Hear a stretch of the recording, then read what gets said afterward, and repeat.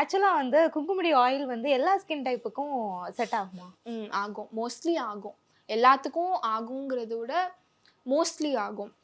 Skin டைப்புக்குன்னு பர்ட்டிகுலரா ஆகும். Maybe சில skin டைப்க்கு வந்து ரொம்ப ஆக்னியா இருந்ததுன்னா, ஆயில்ஸே ஜென்ரலா செட் ஆகாது.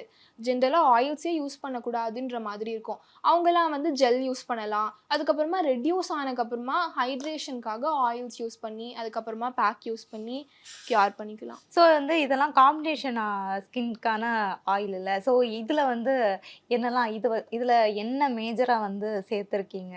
லைக் வந்து கீழ ஏதோ ஒரு சாலிட் மாரி இருக்கு ஐ திங்க்.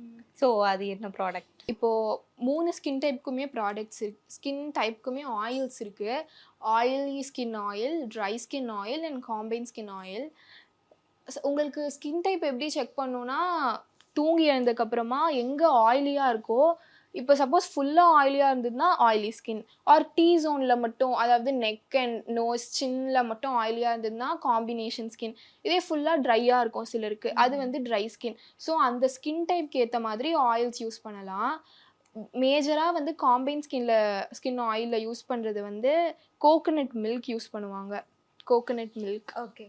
பீட்ரூட் அதுக்கப்புறமா அதையே வந்து பவுடர் ஃபார்ம்ல கூட நம்ம போட்டுக்கலாம் ஆயில்ஸ்ல. ஸோ அதுதான் இங்க